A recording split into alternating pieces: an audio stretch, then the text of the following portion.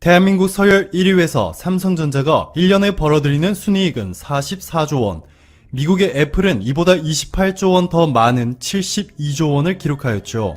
자, 그런데 삼성전자와 애플을 합쳐도 따라가지 못하는 회사가 하나 있습니다. 지구상에서 가장 비싼 회사, 우리가 사는 이 얼스라는 행성에서 가장 많은 돈을 벌고 있는 기업인데요. 지난해 1년 순이익이 1111억 달러, 하나로 133조 원, 삼성과 애플을 합친 것보다 17조 원이나 더 많은 금액입니다. 네, 맞습니다. 바로 사우디의 아람코인데요. 아람코가 바로 12월 11일 사우디의 코스피인 타다울 증시에 상장하였습니다. 즉 지금부터는 누구나 쉽게 아람코의 주식을 사고 팔 수 있게 된 것이죠. 아람코 주식 하나당 가격은 35.2리알, 11,200원인데요. 총 주식수가 무려 2천억 주에 달합니다. 기업 가치는 이 둘을 곱한 2,240조 원. 삼성전자가 7개 있어도 아람코보다 작은 수준이고 한국의 코스피에 상장된 약 800개의 회사와 코스닥에 상장된 1,300여 개의 회사의 기업 가치를 모두 합친 것보다 큰 엄청난 사이즈의 회사입니다. 아람코가 어떻게 이렇게 세계에서 가장 큰 규모의 회사가 될 수 있었을까요? 우선 개별 회사로는 아람코가 세계에서 가장 많은 석유를 보유하고 있고 토탈, BP, 로얄 더치쉘, 엑선모빌 등 세계에서 가장 잘나가는 석유 회사들과 비교를 해보시면 석유 채굴 비용이 압도적으로 낮습니다. 미국 2위 석유 기업인 쉐브론, 프랑스 1위 석유 기업 토탈, 영국 1위 석유 기업 BP, 세계 2위 석유 기업 로얄 더치쉘, 미국 1위 석유 기업인 엑슨모빌, 이들은 석유 1배럴을 채굴하는데 최소 14달러가 필요하죠. 자, 그런데 사우디의 아람코는 2.8달러, 1배럴을 채굴하는데 2.8달러밖에 들지 않습니다. 말도 안 되게 싼 가격에 석유를 생산해내고 있는 것이죠.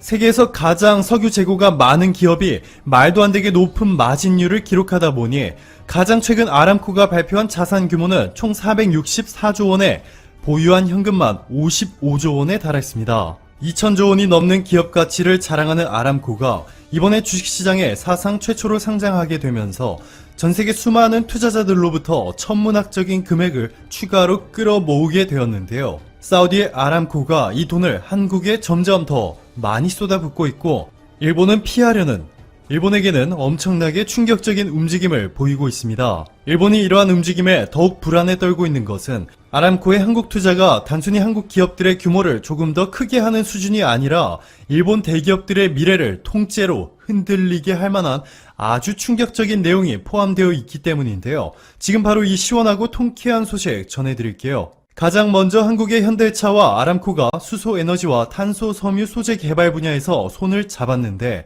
현대차가 폭스바겐, 토요타 등을 모두 제치고 아람코의 선택을 받은 것이라 볼 수 있습니다. 자, 그런데 사우디가 괜히 현대차를 선택한 것이 아니죠. 미국의 시장조사 전문 업체인 글로벌 뉴스와이어에 따르면 세계 수소차 시장은 매년 65%씩 폭풍으로 성장해 2026년이면 시장 규모가 무려 49.12 빌리언 달러, 하나로 59조 원에 육박할 것이라 전했습니다. 이렇게 미래 전망이 눈부신 수소차 시장에서 한국의 현대차가 일본의 토요타를 제치고 수소차 판매량 세계 1위를 기록하였습니다. 한국자동차산업협회의 조사 자료에 따르면 올해 세계 수소차 시장 규모는 지난해보다 2배가 넘게 팽창하였는데요. 전세계 판매 중 절반 이상인 52.4%가 바로 한국에서 팔렸습니다. 현대차의 글로벌 수소차 점유율은 60%, 2위인 토요타는 35%, 3위 혼다는 6%, 현대차가 압도적으로 시장을 장악하고 있습니다. 세계에서 가장 돈이 많은 기업인 사우디의 아람코와 세계 최고의 수소차 기술력을 보유한 현대차가 만난 것인데요. 수소차에 천문학적인 돈을 쏟아붓고 있는 일본의 토요타가 완전히 비상사태에 빠지게 되어버렸습니다. 현대차의 전기차 점유율도 올해부터 급성장하기 시작하여 어느덧 6.5%로 세계 5위까지 성장하고 있는 반면 토요타는 순위 밖에 완전히 밀려났습니다. 유럽을 시작으로 전 세계 환경 규제가 빠른 속도로 강화되고 있는데요. 2021년부터 유럽에서 자동차의 이산화탄소 배출량이 95g을 초과하면 1g당 12만원의 벌금이 부과되기 시작합니다. 즉 전기차나 수소차, 최소한 하이브리드 차가 아니라면 엄청난 벌금이 붙어 자동차 가격이 대폭 올라가게 되는 것이죠. 전기차 개발에 천문학적인 돈을 쏟아부으며 전기차에 올인하겠다 선언한 세계 1위 폭스바겐을 제외하면 일본의 토요타와 르노-닛산 그리고 미국의 GM도 환경 규제가 대폭 강화되는 2021년부터 현대차에 빠른 속도로 점유율을 내주게 될 것이고, 현대차가 세계 최초로 양산에 성공한 1회 충전으로 450km가 주행 가능한 수소 전기버스를 비롯해서 수소차를 사우디에 보급 확대할 예정이고, 스위스에도 2025년까지 1600대의 수소 트럭을 공급하기로 한 것을 모두 고려한다면 이미 현대차는 토요타가 감히 따라올 수 없는 수준으로 수소차 시장에서 압도적인 주도권을 쥐게 되었습니다. 현재 아람코와 한국의 협력 관계 때문에 뒷목을 잡은 기업은 토요타뿐만이 아닙니다. 최근 한국의 조선업을 따라잡겠다고 중국의 1위 국영 조선사인 중국 선박공업과 2위인 중국 선박중공이 합병한 데 이어서 일본의 1위인 이마바리 조선과 2위 재팬마린 유나이티드도 자본 제휴와 업무 제휴까지 체결하는 데 합의하였는데요. 일본의 요미우리 신문은 이제 일본의 조선사가 세계 1위인 현대중공업을 넘볼 수 있게 되었다는 보도까지 하였습니다. 실제로 지난해 일본의 1위 이마바리 조선의 조선 건조량은 449만 톤, 2위 JMU는 228만 톤으로 둘을 합치면 677만 톤입니다. 반면 세계 1위인 현대중공업은 752만 톤을 기록했기 때문에 이 수치만 놓고 본다면 바짝 추격해 오는 듯 보이죠. 그런데 일본 언론들의 보도가 완전히 코믹한 것이 자기들만 합칠 수 있다고 생각하고 있다는 것이죠. 현대중공업도 이미 대우조선해양과 합병을 결정했고, 핵심 고객이 밀집한 유럽연합이 다음 주에 있을 심사에서 승인을 하게 되면 이제 일본의 조선사들이 감히 비교조차 불가능한 초대형 한국 조선사가 완성될 예정입니다. 역시나 아람코는 세계 1위 기업을 놓치지 않습니다. 아람코, 사우디의 국영해운사 바흐리, 두바이의 람르펠, 그리고 현대중공업이 함께 IMI라는 합작 회사를 만들어 조선뿐만 아니라 엔진 제작, 정유, 석유화학 분야까지 함께 하기로 하였습니다. 자, 여기서 대박이 하나 나오죠. 사우디가 미국산 LNG를 수입하기 위해서 LNG선 12척을 발주하기로 한 것인데, 그렇지 않아도 현대중공업의 LNG선 건조 기술이 압도적으로 훌륭한 데다가 가격 경쟁력도 높아 수주 가능성이 매우 높게 점쳐지고 있었는데요. 이미 사우디와 의형제 수준으로 협력을 강화해 놓은 상황이기 때문에 사실상 이미 상당 규모를 현대중공업이 차지할 것이라는 의견이 지배적인 상황입니다. 한 업계 관계자는 일본과 중국 조선사들의 LNG 건조 경쟁력은 한국과 비교해 확연히 낮은 것이 사실이다 라고 전했습니다. 여기에 카타르는 인공섬에 이어 최대 100척의 LNG선 운반선을 발주할 것이라 발표하였고, 여기서도 한국 기업들이 진정한 대박이란 무엇인지 제대로 보여주고 있는데요.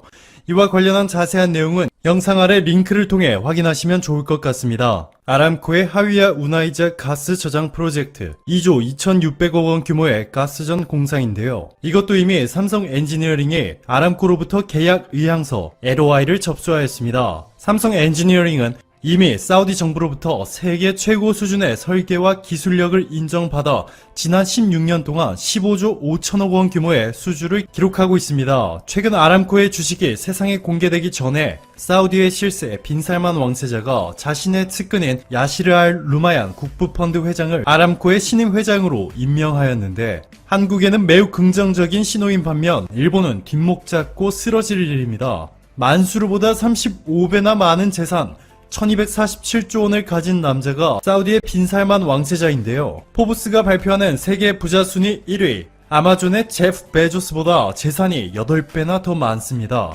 사우디를 움직이는 실세 빈살만 왕세자를 올해 6월 한국에 초청한 것이 신의 한 수였죠.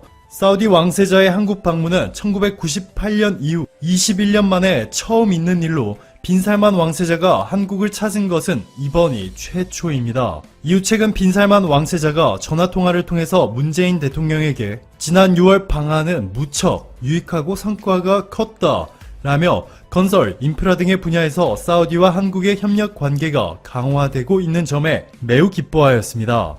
반면 빈살만 왕세자가 일본에는 매우 화가 나 있죠. 여러분들도 아시다시피 사우디 국부펀드가 일본의 소프트뱅크가 운영 중인 120조 원짜리 소프트뱅크 비전 펀드에 가장 많이 투자하였습니다. 그런데 비전펀드가 가장 많은 금액을 쏟아부은 우버는 올해 2분기에 6조 원이 넘는 사상 최대 규모의 적자를 기록하였고, 세계 최대 규모의 공유 오피스 위워크의 기업 가치는 10개월 만에 6분의 1 수준으로 폭락해버리자 결국 일본의 유일한 희망인 소프트뱅크마저 14년 만에 처음으로 적자를 기록하였습니다. 그것도 7월부터 9월까지 3개월 만에 7조 원이 넘는 순적자를 말이죠. 여기에 또 비전펀드가 투자했던 반려견 산책 대행업체 레귤랩스의 지분을 손절 매각했다는 소식과 함께 이제는 손정희 회장이 보유한 알리바바